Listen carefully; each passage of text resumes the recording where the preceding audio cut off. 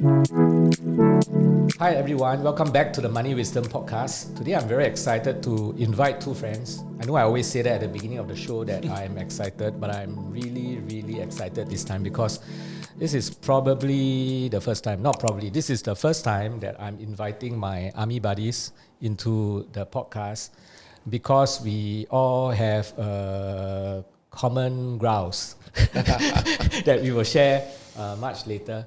But maybe just a quick introduction of both of them, and then later on I'll ask them to introduce themselves. So both Han Kiat and Maurice, we met, I think, in 2014, if I'm right. Ago.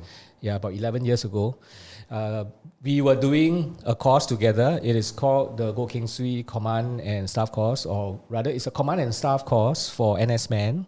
But we did it at the EKY Command and Staff College. And for those of you don't know anything about the army and you don't know what this course is about, it is an advanced course for senior officers, right? And so we spend, I think if I include the non-residential phase, I think we spend about probably 9 months together in the program. Is the longest course for NS Men.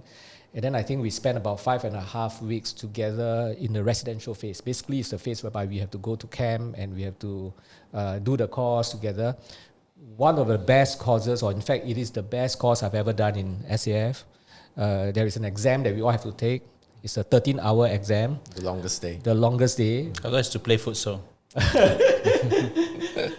So we start with breakfast and then we have to actually eat lunch and even dinner for the exam. And I have to thank these guys for it because if not for them, I wouldn't have passed the course because I'm the oldest and the most out of touch.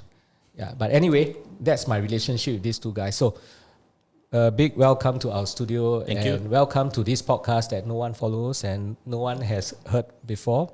Absolutely. In your words, Maurice. But maybe do a quick introduction of yourselves to our audience. Maybe I'll start with Han Ket. Okay. Good to see you, Chris. And thank you for inviting. As a prelude to this, perhaps it was our earlier conversation, my lament about that common tragedy that we both went through that perhaps led to... All three of us went through. Yes. Well, a bit about myself. My name is Han Ket. Work at the university as associate professor. I shall not name the university at this point. So as an academic by training, I do research, I teach, but more recently, I also took on additional administrative appointment. In fact, the administrative appointment is pretty much my main job right now. Kind of like national service as well. Do you like it? I mean, most people sign up for teaching because they love teaching, right? But then you end up doing admin. Yes, well, for sure, teaching research will be my first love and the reason that led me to the university in the first place. But along the way, you do see opportunities such as what I am doing right now as an extension of that original course. In fact, that opportunity came to me at a very interesting time in history. So it was the start of COVID, where everything changed overnight, right? And it was at that point, and the opportunity came to me, and I asked myself, could this be that turning point where I consider something slightly different, even within the same career? And what came to my mind very clearly then was that, that happened. That COVID was the year where I turned 45. Now I'm giving away my actual age, right? So, 45 for a guy, a Singaporean guy, is an interesting phase in time in life, right? Think about it. You start work, you graduate at about 25. And by today's standard, you retire at 65. So 45 is exactly the midway point. I didn't think so of it when that way. that opportunity came to me, it was as if I was confronting that important question. Should the second half of my career, from 46 to however long it is, be exactly the same or an extension of the first half of my career? So that just caused me to think more clearly, and I decided that, I'm going to jump in and do something slightly different. Because I think the second half cannot be the same as the first half. I thought your second half you were contemplating at 45 to sign on. Here comes, here comes Maurice. I did sign on in a different way. So what exactly is this? Administrative, the student affairs one? Yes. Okay, So right now my main focus will be to be that person for the students, but beyond the classroom. I see. But do you still teach? Yes, I still teach. But primarily is That's right. that administrative That's role. right. And My you find value in doing that. Yes, I find a lot of value in that. I mean, COVID has taught us many things, and along with COVID were a whole slew of technological changes that is still impacting us today. In fact, more so today. And therefore, it is clear that, you know, the way we pave the future for our graduates to be, right, our next generation, must involve more than head knowledge. And therefore, everything else that they learn beyond the classroom is going to be critical. Right. So if I have the heart of an educator to begin with, right, then I must see everything beyond the classroom as part of that learning platform for them. Wow. And for me to invest my time, or in fact, most of my career, to nurture them beyond the classroom, I think is well worth my time. So for me, jumping into this other form of national service wasn't that difficult a decision. Yeah, and I'm still doing it today. So that, in a way, is an Ikigai. It's quite amazing because all I know, I think when you share with me about this student affairs, so-called administrative, I think was when we met after some National Day stuff. That's right. Right. We met at the Istana. At Istana, and then he was educating me about how his university's structure of their hostel is superior to some other universities. The best university. Yeah. So, but I mean, for the first time, I now am hearing that it's actually more than just the administrative running of the residences, but more towards educating the next generation. Yeah. So, no clue what he does, Yeah. but sounds like he has found his moment.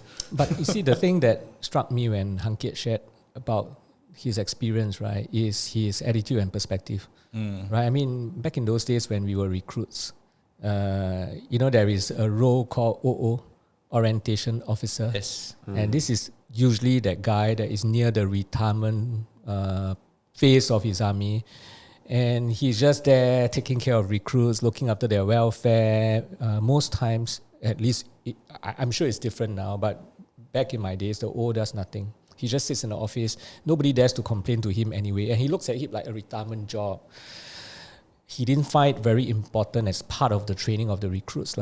And in a way, although it's not exactly similar, teaching seemingly seems to be more glamorous, right? You're at the front line fighting, and then now you got to sit back and do this admin role. But you saw it quite differently. You saw it as part of the nurturing process outside the classroom for the graduates. Yeah, so it's really encouraging to hear it from your perspective. And like I said, it is an Ikigai. It is something that you do when you go to work, you find what you do on a daily basis that is of value adding to your students. Very interestingly, you kind of described my current role as possibly a retirement job for some people. In fact, that was how it used to be perceived. Sure. And I would say currently I'm the youngest person taking on this particular portfolio. And to me, that is significant because I feel that age does mean something to the students. When you're closer in age with the students, you speak relevance, greater relevance, and hopefully in a lingo, and providing a context that they can resonate with. And therefore, I see my purpose in that sense, and which also continuously shape me to put forth a narrative that will always be relevant to the students. I ask myself that question: am I still relevant? Am I still communicating in a way that this generation can understand? And thankfully, I have my children to be my own, to give me that sounding, to be that sounding board. Yeah. Actually, interestingly, I think knowing him and hearing from what he's saying, and also what I shared just now, I thought the administrative role is just as administrative as it is. I think that way too. It sounds like he is writing his own terms he's of reinventing reference, the role. the office, to the extent that he just said he has an office of how many people. I think that was never written in the JD for yourself, and you're just writing a new JD for the next person. Yeah.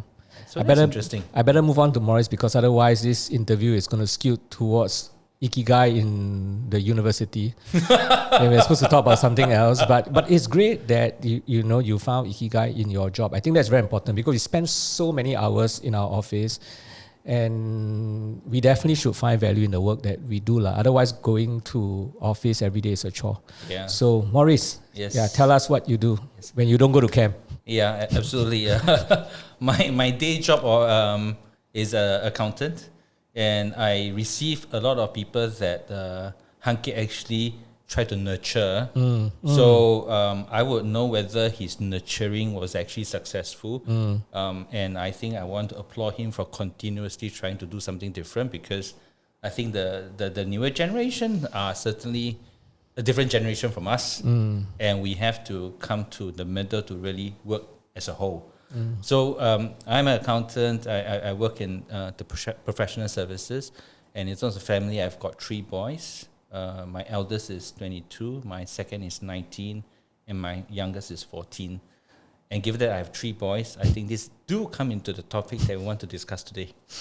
Yeah, okay. Thank you very much for sharing your background, what you all do in your day job. So this series, as I mentioned before we started the camera rolling, that this is a series on Ikigai, right? And I know that many people, they think that Ikigai is that 4-circle Venn diagram that they see on the internet, but I've just explained to you that it is not. Ikigai is just a simple Japanese word, which means iki, daily living, gai, which means of value.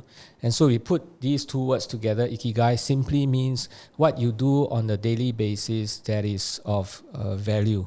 And they don't have to be big things. They don't have to be the big purpose, save the world kind, right? They can be smaller things. They can be even sitting down, drinking coffee in the morning and say, wow, this is really meaningful. It can be sending kids to school. It can be taking a walk on your own in the forest. So that's what Ikigai really is all about. So with that, I know I've given you the meaning of Ikigai, but maybe would you like to define it in your own words, your understanding of Ikigai, rephrase what I've just said in your own words, and what role does Ikigai play in your life? Finding meaning in the things that you do on a daily basis, is it important for you? Maybe I'll start first. First of all, I guess if I were to think about it, Ikigai is a familiar word, yet a strange word. Like you say, Chris, you go to the internet or you go to AI and try to search, you give you many, many different answers. But maybe for myself, not having read the book, not having do too much research, just based on what you have just described, I think what really Ikigai means to me, or what it means to me as a whole, is just about what I enjoy doing on a daily basis, what I actually focus on or can focus on, and is able to then go to sleep and be able to be happy about. And to put it in a nutshell for myself, what it really means to me is just just putting my focus on, in my mind, what is important / positive.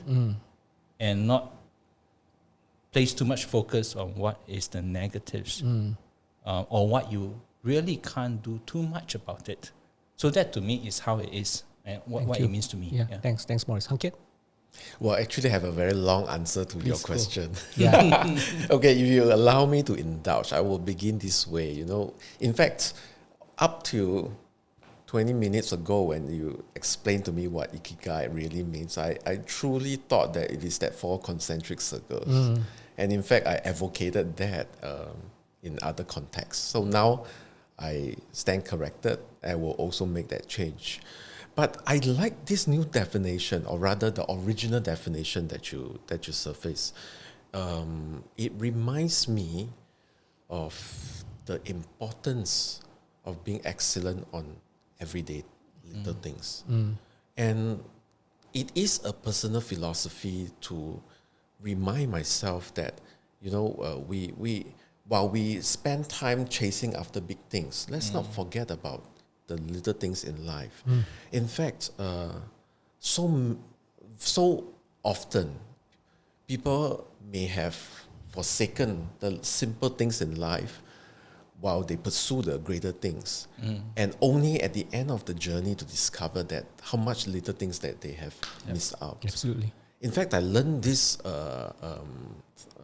philosophy by observing the way my own mentor lived his life. He has already passed on. He was my PhD supervisor when I did my studies in the US. And he was one person who, despite all his achievement, took care of the little things in his life. The people that are insignificant. And, you know, by living his life that way, he taught me so many things. I mean, if you allow me to share one example, I remember one time as a PhD student, this professor, he's a big time professor, and one fine day he just asked me to follow him. He said he could use some help. And I thought that would be the best day of my life where I can learn the biggest lesson from wherever that he's taking me to. Who knows, maybe he's going to introduce me to some Nobel laureate. And of course, I'm going to follow along, right? But interestingly, he brought me on a car ride 40 miles north of the university to a remote part of the city where there was a primary school, an elementary school. It was the elementary school that his granddaughter was studying. So, what were we there for? We were there to do very simple experiments and to teach and to expose the primary 4 students to the invisible things that's around us. He used simple illustrations to show them what is oxygen, what is nitrogen, what is carbon dioxide, by using things like dry ice to illustrate what carbon dioxide can do. Nitrogen gas, when it's cold and it's actually cold enough to freeze the petals of the flowers and how it changed the texture of that material. He inhaled helium gas right in front of the children and to show that changed the vibration and the frequency of the vocal cords and therefore give you that cartoon sounding voice. And I tell you, that moment transformed the lives of so many people. So on that day, I realized one thing, you know, that one person can be extraordinary simply by staying true to the ordinary things in life and do it really well. And when you live your life by taking every ordinary circumstance and turn it into something outstanding, you are already extraordinary. Yeah. So that simple example became that model that I have also decided to live for myself. Let's continue to do every little things well. And that will already be extraordinary because that little things is what many people fail to do. Thanks for that story. I think it's such an inspiring story. What a great man. Not doing just the big things in life, not being a Nobel laureate, but just being there present for the young children. And actually that's the problem with the 4-circle Venn diagram. And the 4-circle Venn diagram is a good framework. It is just not Ikigai, right? Because that the 4-circle Venn diagram says that right in the center of the intersection, 4 areas: what you are passionate about, what you are good at, what the world needs, and what you can be paid for. But there are many things in life that are small that when you do, you may not necessarily be paid. And it can still be an Ikigai. Certain things that you do, it may not be what the world needs. Like being there for your children, it's not what the world needs. Your children, only your children need, but it's still an Ikigai thing, right? And Han Ket, you said that you talk about being excellent, right? And actually that's the and that's the Japanese concept, because it doesn't have to be what you are good at. You don't have to be good at something for that thing to be an Ikigai. As long as you have this spirit of excellence, I put in my best, right? That can be an Ikigai. So you can actually like to play badminton, but you're actually very bad at it. But you derive joy and value playing with friends. So that's the problem with the 4-circle Venn diagram. It's not a bad framework. It is just that it is not Ikigai. So thanks for sharing that story. Well, I'm going to get on to why we are here, or the common grounds we have, and that brought us together. So we all serve NS. And in Singapore, if you are a man, you would either serve NS in the SAF, or you would have served NS with the home team, right, or other places. And usually for the SAF, we serve NS for 2 years, our time 2.5 years, now 2 years, and then after that, people serve for another 10 years, right, in their reserve or their NS phase. But all three of us serve beyond that liability. How many years do you serve in total? Maurice, you just finished just 1-2 months ago. How long did you serve from, if you count from the day you enter the army as a recruit, how many years have you served in total? Did you count? I didn't count. Which year did you enter? 94. 94. We are the same batch. same batch. So that is about 31 years, right? This is 2025, 31 years. I served 31 years as well. I retired like 3-4 years ago. Han Ket, you are still serving a bit I'm more. still serving, but there was like an 11-year break in between because after the two year plus national service, NSF days, I wasn't called back until much later in life. And part of the reason was because I was not in Singapore. Okay. Yeah. But we all serve beyond the 10 years NS liability. That's right. Would you consider it to be your Ikigai decision? I mean, what made you serve beyond that 10-year cycle? Yeah, Maurice first. I know you're gonna throw us a reason. No. I think Han Ket will have a more polished answer. So I'll let him give his answer, and I'll give my more direct answer. Okay, let's hear from Han Ket. Well, the first 10 years is a mandate. Everybody does it, right? So when you're going through that 10 years, you didn't think much. You just thought that, everybody put in 10 years, so mine started late, but I will still put in my 10 years. But as we go along, as you understand more about the reason why you serve, that understanding does change your mind. And therefore, going beyond the 10 years allow me to deepen my trust in the system, and to also see the value of national service. I would say that the more I serve, the more I realize that, well, as much as it sounds cliche, but I truly believe army does make you a better person, and there is a reason why we have to do it. Yeah. So I would say that was the reason that took me beyond that first 10 years. But once I crossed about 15 years or so, then a new reason came into the picture. Friends. Of course, friends. But friends and beyond that. As I say, I started my 10-year reservist later in life, right? So by the time I hit beyond 10 years or even inching towards 15 years, another motivation came, because at that point my children are also growing into the teenage year. And it came to a point whereby there was this remote possibility that I might be able to serve to the point where I can wear green with my son when he enlists. In fact, the person that seeded that idea in my mind was none other than Chris. Because that was one of my reasons. Yeah, it never crossed my mind. But when you brought it out that one time in our conversation, I thought it makes so much sense. Yeah, I'm getting close to that point. It's realistic that I can hang on. Why not just do it? So therefore, I would say that, yes, the first 10 years was a mandate. Beyond that, it was a call of national duty, and I felt the purpose and the meaning of NS for me to devote additional time, and also as a way to pay things forward for the nation and for those who come after me. But beyond 15, that motivation then turned inward to become something very personal. That maybe it can create a different legacy, family legacy, to then role model it for my son.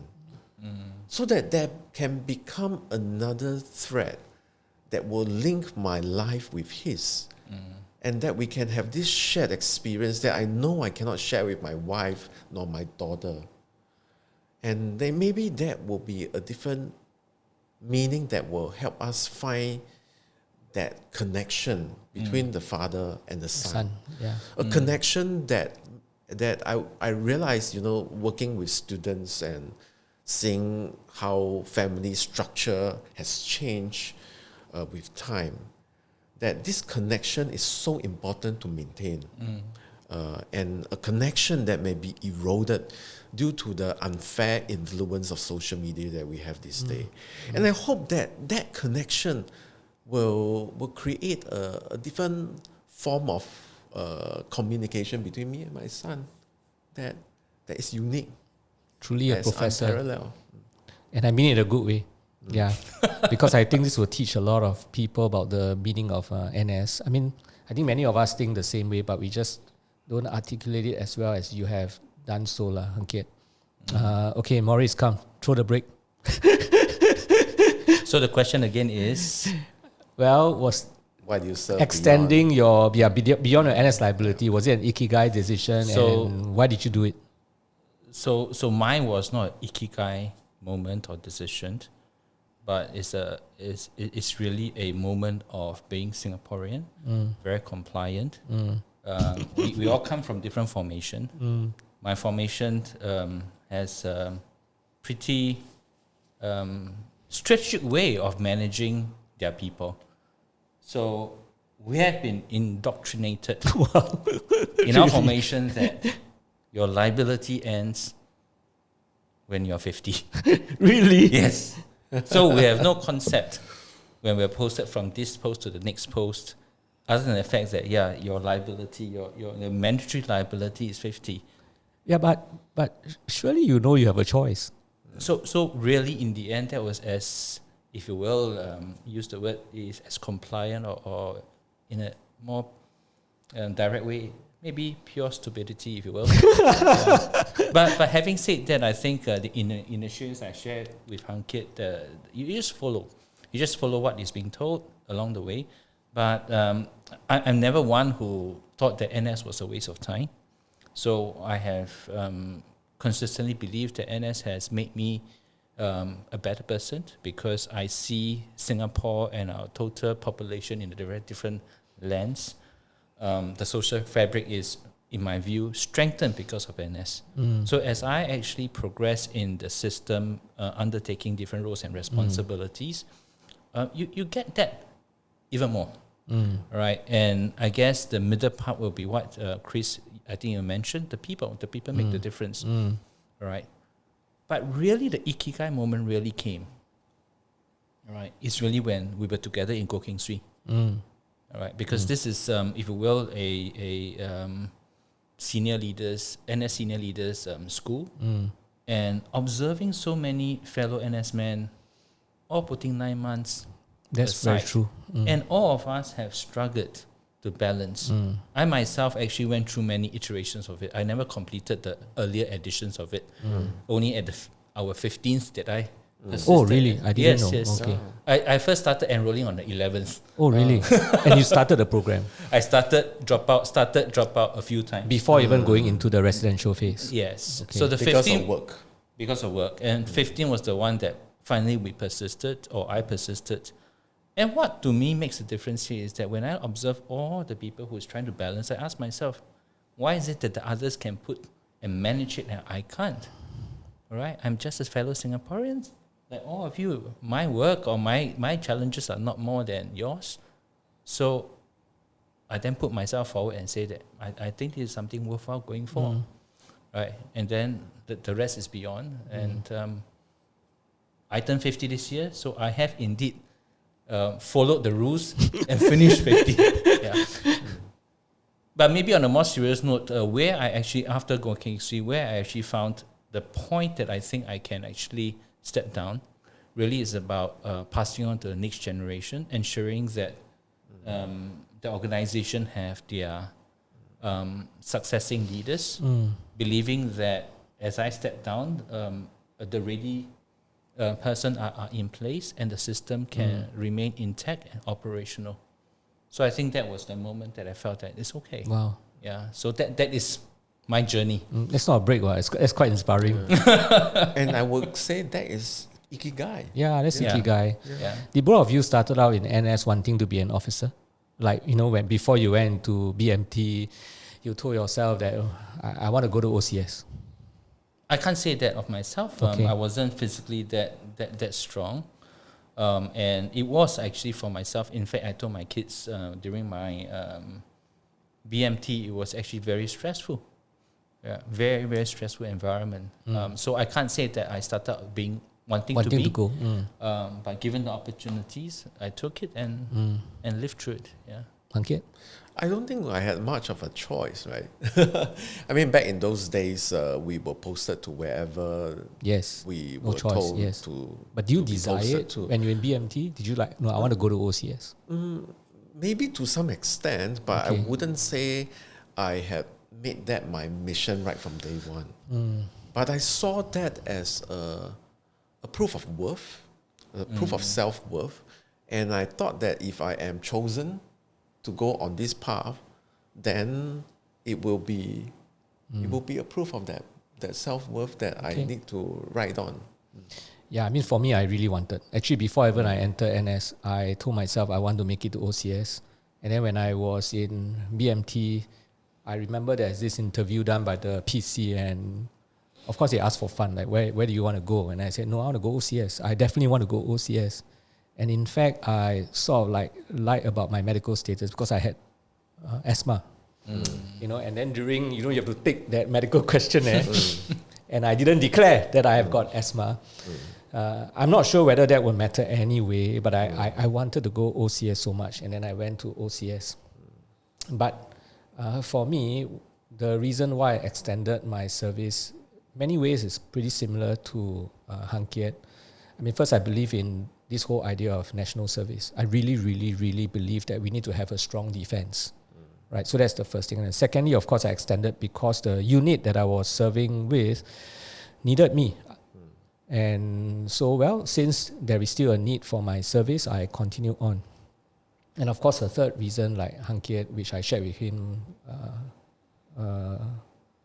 when we met, was that I saw that also as an opportunity to serve NS with my son. And I was like thinking about, I can't articulate it so nicely as Han Kiat, but it's really sharing that common bond, having the same things to talk about, and I was thinking like, if we serve the army together, we can talk about, the day we, when we go to field camp, the stupid things that we do. And of course, I was even thinking like, wow, when he passed out from his BMT, I will wear my green uniform, join him at the BMT parade, and that was really something that I look forward to.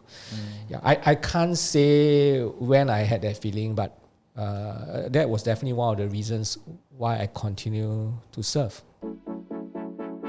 Hi listeners, thank you for your ongoing support. Some long-time listeners might know that the inspiration behind this entire podcast was our CEO, Chris's Money Wisdom book. We're proud to announce that we have launched our second edition of the book titled Money Wisdom Part 2, More Simple Truths for Financial Wellness. If you're interested in getting your very own copy, please check out the link in the show notes for more information. Thank you, and let's get back to the episode. Here comes our common grounds, our common complaint, our gripe, right? Because three of us have something in common. It happened to me first, then it happened to Maurice, then it happened to Han Kiat. I don't know why it has to happen to three of us from the same syndicate from Go Keng Swee Command and Staff College. And that is, I thought that my son would be like me to serve NS, but when he received his call-up letter, he was posted to the home team. And I was totally devastated that he was posted to the home team. He was very devastated himself that he was posted to the home team. And of course, later on we'll say that after our son went to the home team, we were proud of what they did. But the point here is that, especially for Han Ket and me, we were really looking forward to serving the army together in our NS. And then, I don't know how many years later, you called me one evening and then you went like, guess what? It happened to me. Your son went to the home team. It's funny, Chris. I can so vividly remember, I think we were at KPO. We're having drinks. Yes, that's right. All right. And you were ranting about how your son go to the police force. And it's like, and I didn't think too much about it. I mean, sure, I hear, but obviously I'm a few more years away from that. And I didn't really have that strongest desire like how you all feel. But I can remember how angry you were. Mm-hmm. I can remember all the things you said. And the only thing I can tell here is that I said, wow, it's tough. But I never think too much about it until it hit me. Yeah. How did you feel? And the moment when it hit me, I said, I don't know how to feel, but I said, I need to call Chris. Because I remember at KPO, he was having that moment. I was like, I think I now need to call him and seek some counsel. Yeah. You can only speak to someone who has gone through it and understand how you feel. But you're not too bad. You got 2 more chances. Yeah. But I must, how I felt, it hit me really hard. And not so much for myself. It's not so much about saying that, because I stayed because I wanted to be wearing green together with my son. More of, I didn't ever expect that. But when it came to the point where he's going for NS, going for BMT, then the thought of able to share with him my experience became real. And when he got the letter and tell me that this is to there's a prefix to it, the BMT. They asked me, what is this? I said, I have no clue. And that's the moment where I have no clue. I have no clue about what is home team BMT. Yeah. I have nothing to share with him. And that moment became real. I said, gosh, I thought I have a lot to share. Now it's nothing. Zilch. Yeah. So that was how it really hit me. Yeah. Han Ket, yours is the most recent. Oh, yes. So still yes. sore. Yeah, absolutely. And in fact, now if I am to bring it up again, I mean, the feelings, the feelings will come are still back, right? raw to some extent. Of course, there are very few people in the world that we can share these feelings with, and to know that they understand. That is why I did exactly what Maurice did. And the advantage is that I got 2 persons to call. I called Chris, I called Maurice, and both responded within minutes. And they knew, you guys knew exactly what was in my mind. To be honest, I mean, at that moment, loss is loss of word. And I was trying to put the finger on why do I feel that way. And some of the afterthoughts, maybe if I can articulate it out now, it would be like realizing that this opportunity is gone forever. And this is not transient because it is a connection that I can make with my son, and that opportunity is gone for good. It's that kind of loss, the irretrievable loss that you just have to move on with. And the more I thought about it as I became more introspective over the whole matter, and I realized that actually it goes beyond a selfish thought. It's not for self-esteem or self-actualization that this is something that I want to do for my own glory, right? But I realized that connection actually has deeper meaning.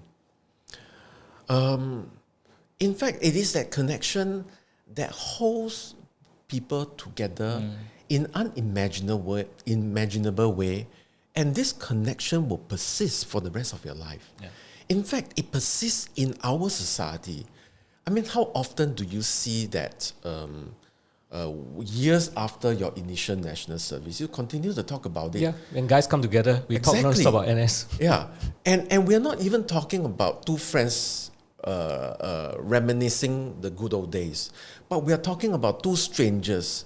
We are talking about your connection with your future student, with your future clients, your acquaintance that you meet in the market, or someone, whatever context it may be, someone that you meet for the first time. The moment that you recognize there is a common thread, that is, we both have served NS, we already know there are some commonality that will link me with you. That is so powerful because that is unique to Singapore. And if you ask me what is that subtlety in national service that make a difference to our national solidarity, I would say it is that common BMT experience. Yeah.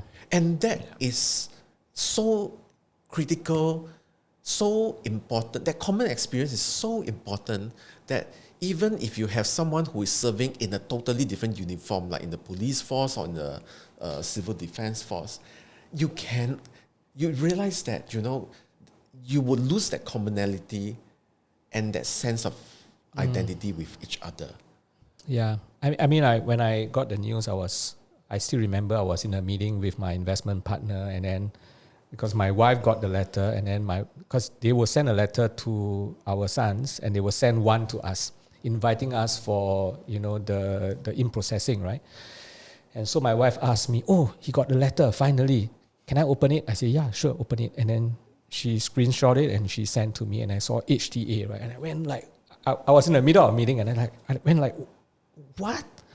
And then I remembered the people in the meeting, they were shocked, and they looked at me like, what's wrong? And then I just mumbled, I said, my son went to the police force. And they looked at me like I'm mad or what. So what's the problem, right? Actually, I was really angry. I was really upset, because it's like what Han Ket said, it's something that I know that, and I've only got one son. He has only got one son. I have no other chance. And even if you're the second one, you lost that connection. You lost that connection in that regard with the first one. Right? Imagine your second and your third son, when they go NS and the three of you come together, you talk about days in green, that guy may feel left out, right? And so it's all those feelings, and I was really angry. I don't know what you all did. You can share what you did after that. And Han Ket, I know most recently, he was doing a lot of things to try and prevent. Hopefully it doesn't happen to other guys. But for me, I called two of my friends. One of them is my relative. One of them is my OCS cadet mate. And at the time, he was an army general. And I called him and said, look, can you do anything about it at all? And he told me, no, you can't do anything at all. And I called my cousin-in-law and I said, no, you can't. I can't do anything. It's done already. So I did that. But I realized that I have to do also a bit of, in a way, repair work with my son, because and this is one thing parents really shouldn't do. I think I imposed a lot of my expectation on him that he should go to the army just like me. And I think he wanted that very much as well, but it's not his choice. It's not within his control. And now he's very upset that he probably thinks that, I've disappointed my dad. But actually he didn't. It's nothing. He didn't do anything at all. Right? So, of course, yes, the pain is still real, because we can't talk about a lot of things that are in common. But I have to say, and I'm sure you all will all say the same thing and believe the same thing, because having seen our son go through the police force, actually it's really not easy. I would say that on a day-to-day basis, their job is even tougher than us in the SAF, because they are really dealing with real stuff. Most of the time we are going through exercises. It's not real. There's no real bullets being fired. But our sons, they were A-level student like a few months before, and now they are wearing blue and they are going out there. And I've heard of stories of what my son did, running after two people, trying to sell contraband cigarettes, being in a fight, coming back home with the pants torn, real issues, being in an arcade, trying to catch all this illegal gambling, being surrounded by gangsters. It's real danger, carrying revolvers that they may have to pull out anytime. And so after that, I have real respect for the police NS people because they are exposed to a lot more dangers than us on a daily basis. So I think I just wanted to be clear to say that it's not that we are not proud of our police. It's not that we belittle what the SPF people they are doing. It is just that the whole idea that, okay, we don't have something in common in a way, right? Yes, NS is still common, but it's a different experience. That is the thing that we gripe about. So, Maurice, what did you do immediately when you got the letter, besides calling me? Did you try and do something to try and reverse the situation? I mean, obviously, you tap on your relationship and try to understand, but that's the strength of our system, right? Our system is above all, right? It's a system that is being put in place that is unshakable. Yes, and we also must, but at the same time, we also must happily. But at the same time, we also must. I mean, my focus was, again, to be very honest, is that I have a very different approach and view about this. I mean, I'm shocked, but my shock was not so much about I'm losing that opportunity, although that became real. I can't share with him, and I was more worried for him because he will. I mean, amongst friends, he'll become the minority, right? And how am I able to step in when I thought I could, but I now can't because I really have zero clue about it. Absolutely. All right. So I think that was my, if you will, the despair, insecurity, or worthlessness, if you will, as a parent to say, this is such a momentous moment, all right, and yet I can't help, all right, because I just do not know the system. I think that was where I was mentally at the whole situation. The other thing I thought I wanted to share was, Han Ket, when you talk about how it's so important, you really wanted to have that moment to be able to wear green together with your kids, etc. I also say that actually those were also the time where the army actually put a lot of focus on all this thing about from one generation to the next. I remember and that. Yet you can't do it. I think that's where it hits you double hard. Yeah. So I mean I wanted to just say that. But coming back, I echo what you say, Chris, is the fact that I think the home team does a fabulous job in training up the NSF. And not to forget that it's not just the SPF, it's also the civil defense. Civil defense. That's right. And the role they play is just tremendous, amazing, all right, and very important. The only thing I can maybe say is on reflection, I don't know, I don't think we can change. And again, this whole thing, somebody has to do it, right? What is the algorithm? We do not know, all right?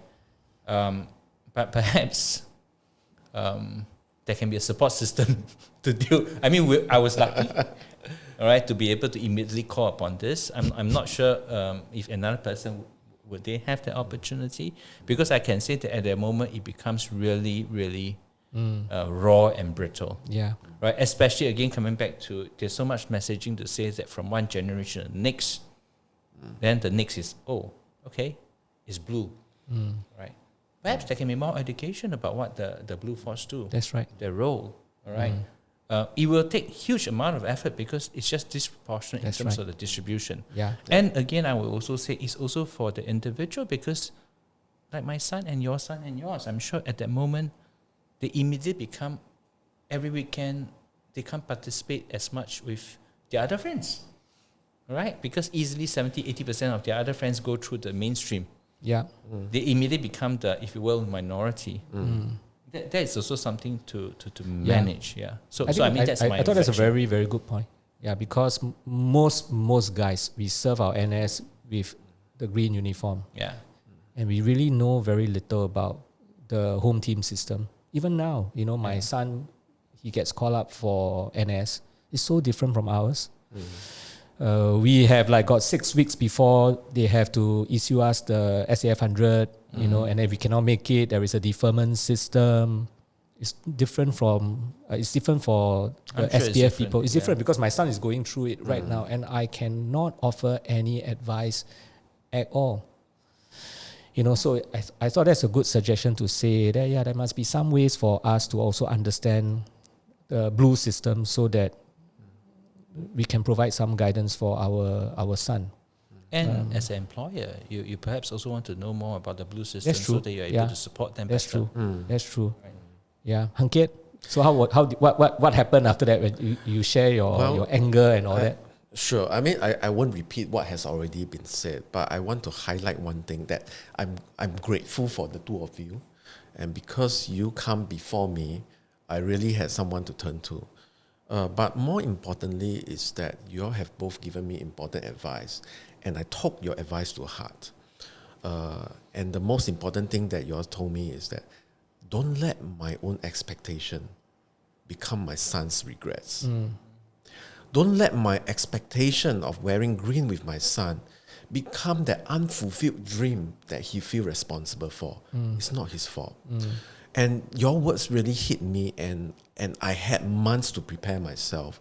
And I knew that when it comes to the time that he actually go through the service, I have to make it right. I prepared myself, and in fact, I on the day of his passing out parade, I made a point that he wear blue, I wear green. I take a picture and celebrate with him. I don't, I have a social media account, but I never post anything. But I've decided that I will post something on that day. Good for you. And I did. Yeah. And I want him to be proud of what he has accomplished, and I want him to know that I am proud of him. Yeah. And I did all that. Good for you. Yeah. I learned it. I learned a painful lesson because when my son passed out, I didn't wear green. I was still upset, and I was at the POP watching the POP, still griping away until my wife told me, "Shut up! This is your son's POP." But then I made it right. SPF when they ROD, they organized something. And they organized something for my son at the police post at Bedok. And they invited the parents. Obviously, not many people will go. I mean, who goes for your kids' ROD, right?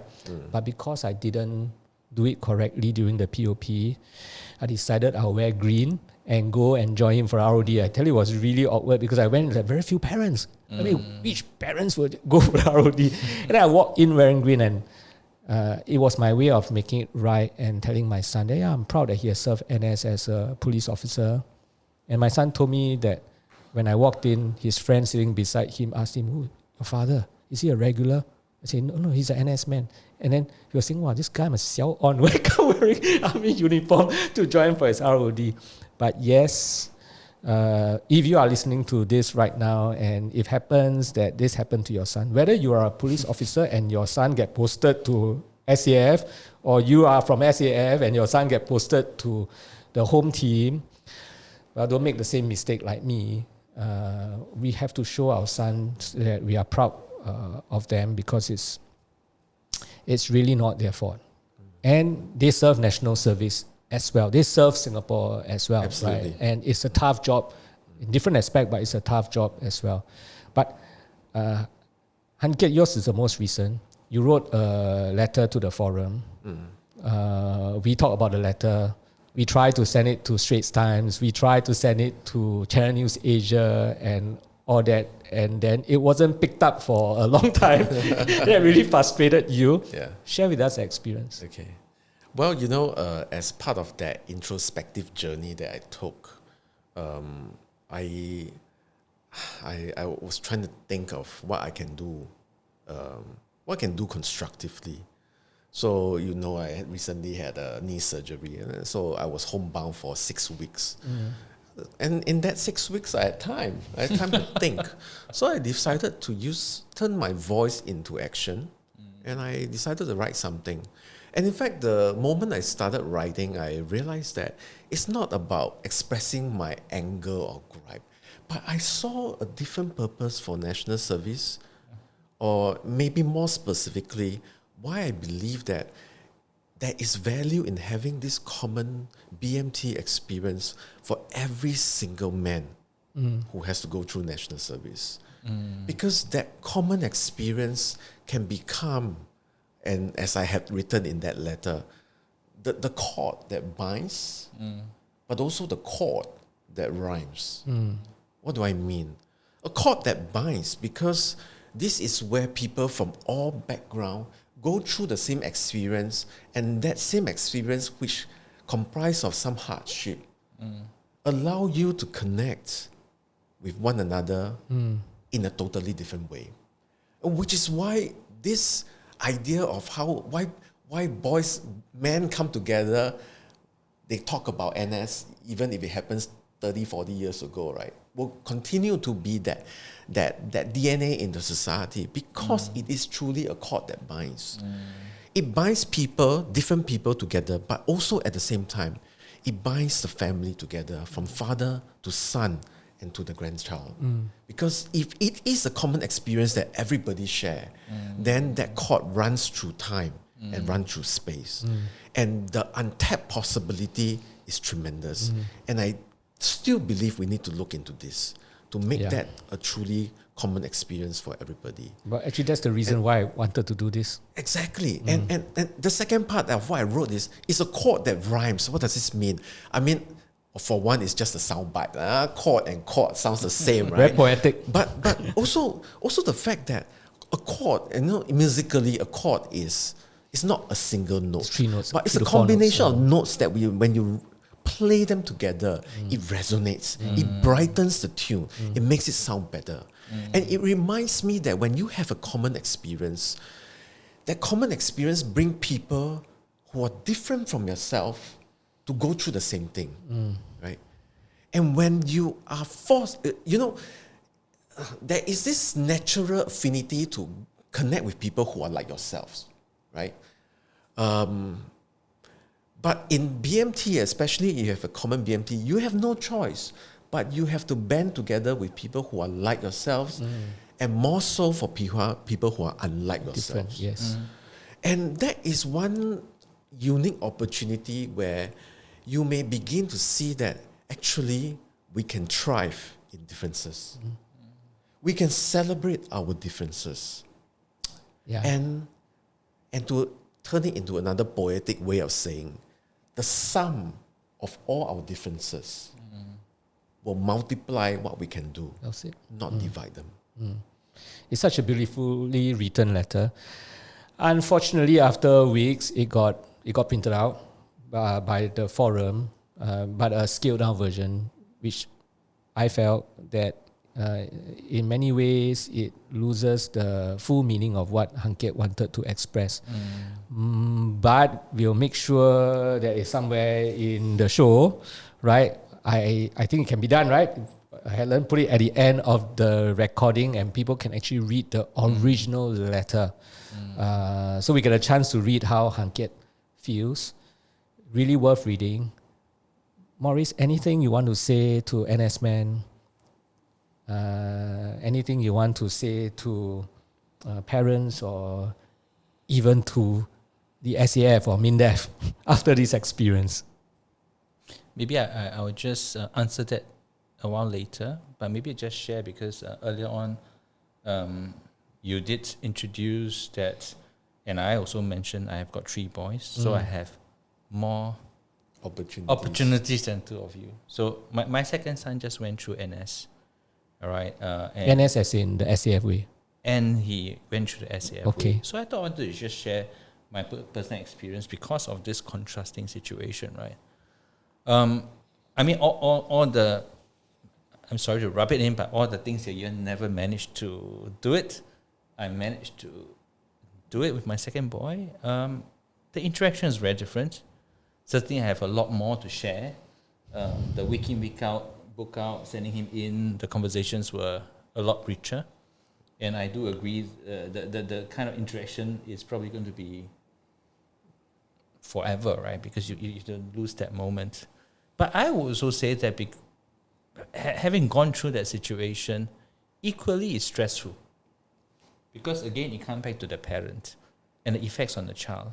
I feel that because of how we have served, there's a certain impose certain expectation on our kids.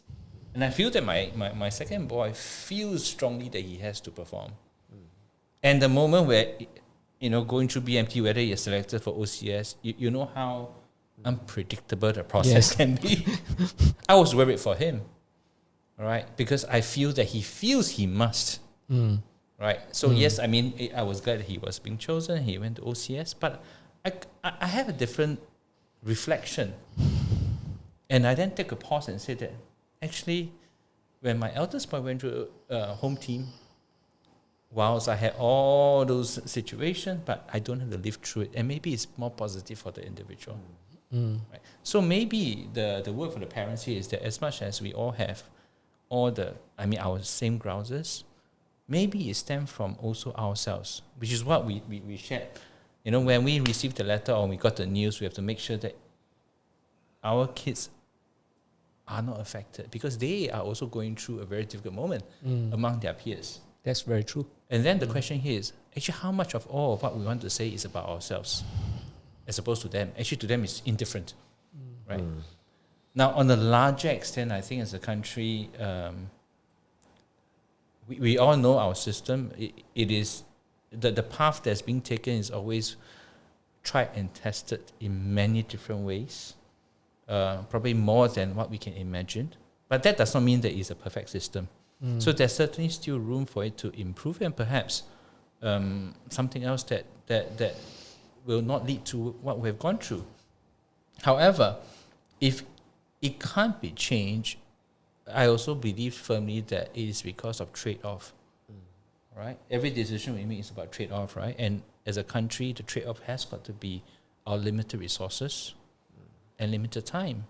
Maybe what we want to pursue can be achieved if NS is more than 2 years. Right? Everybody can go through the same system and then still specialize, but we know that is not possible.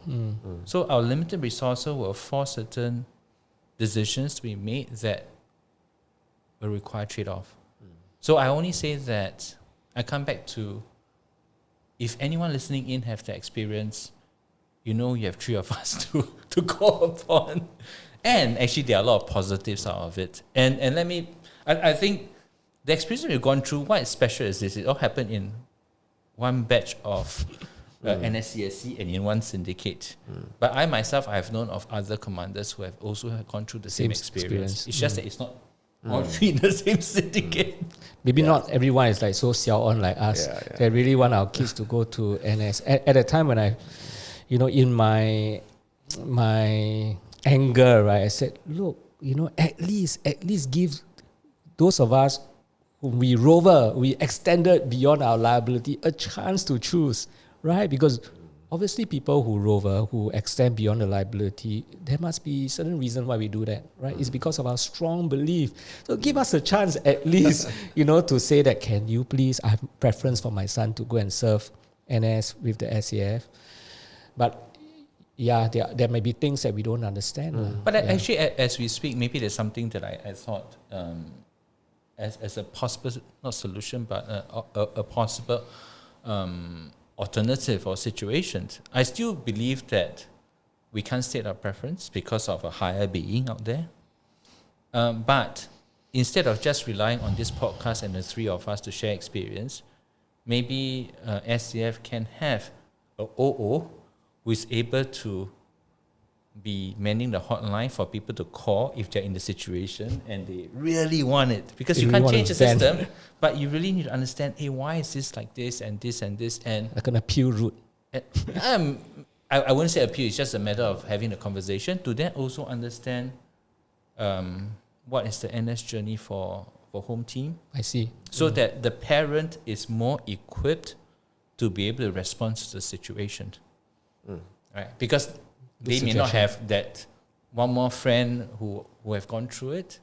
Yeah. And honestly, you ask me what I've done. Yeah, I've called a few people when I received it, but most of them wouldn't know as well because we are of such minority. Do you have any friends who serve NS through the home team? Sorry? Do you have any friends? I have, and I also tap on that. Okay. But they also don't really understand the system, right? In terms of how it switched from one to the other. So I come back to, maybe there should really be someone who is able to answer these queries for the concerned parent so that they can play a more proactive role and supportive role when this situation Yeah, hits them. thanks for that. Thanks for that the would be suggestion. what I think. Yeah. Anki, any final points to add on this? Well said. I've nothing further, but clearly some kind of a support system will be helpful.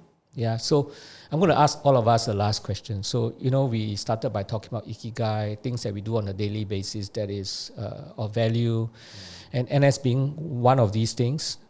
But specifically for Han Kiat and myself, one of the reasons why we serve NS and we extended our NS is because we hope to be able to wear green with our sons. So now that all said and done and these things have happened, any regrets extending your NS? I know it's rhetorical, but I'd just like to hear from you. Maybe Han Kiat first. I thought about it. There were moments of hesitation, but I think I've moved beyond that. And I think the time that I spent in reflection has helped. And I would say that I have no regrets. Yeah, I have no regrets. Yeah. Otherwise, I will be betraying that very same reason that led me to want to do this in the first place. Right. Yeah. I'm sure you didn't regret it because you're still serving. And you said that your friend has called you and you agree to extend a bit more. Yes. It must surely mean that you have a bigger reason for wanting to continue to serve NS beyond that liability. Maurice? Any regrets joining this podcast? Yes. I'm just making use of your fame to get some people to watch this because I hope that you will share with all your peers at your workplace, and then Maybe you'll get one more view. Yeah. My wife. Well, one is good. At least one. It still matters. Definitely no regrets for me. Certainly, I think going through those moments, there was some anger, a resulting anger, but it went off quite quickly once the focus is placed on my son, his well-being, and how to support him. Then beyond that, I mean, going back to why I serve, I think the very other than all that's been said, something that is very real to me is about you can ask for another person to do the job, right? Because if everyone entertains the thought of somebody else will do it, then what about yourself? Answer it yourself first. Can you do it? Do you believe that you are able to contribute at that material time? And at a certain point, you have to pass it on. Then I think I'm contributing to the system and the country in that manner. So if I'm able and if I fit in and I have plans to pass it on, then I'm part of the system. So it's you can't have regrets because this is the land that we stand on, right? Yep.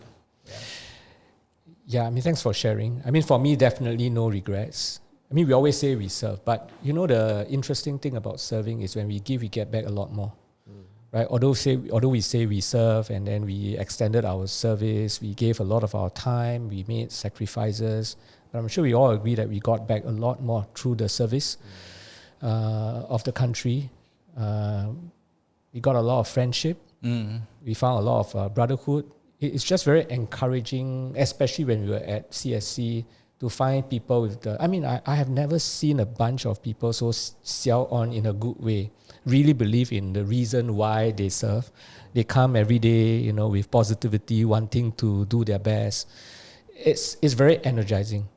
And so no regrets at all. Of course, in a moment of anger, we want to throw letter, we threaten that I'm not going to serve anymore. I wasted my time. But after all the emotions are gone, and when we reflect, we serve really for a higher purpose. So thank you so much for joining me for this podcast. Thank you for helping me to make this podcast more popular. We are trying our best.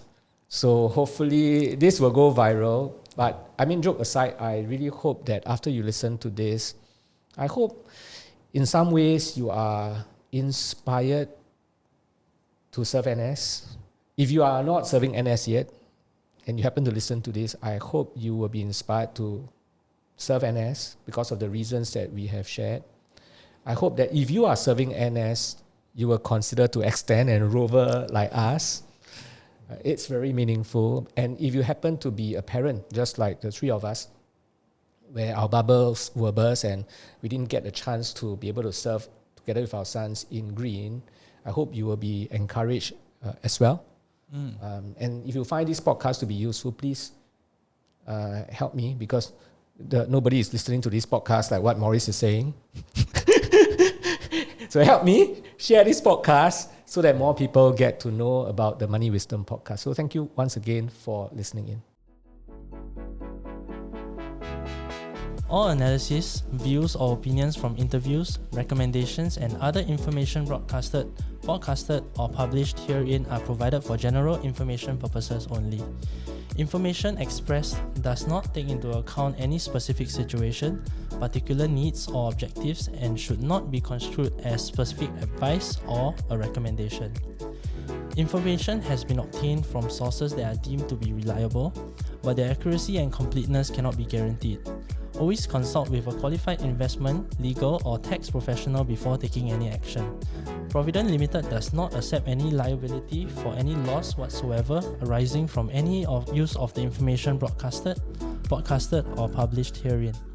All contents and information contained herein may not be copied or reproduced in whole or in part by any means without prior written consent of Providend Limited.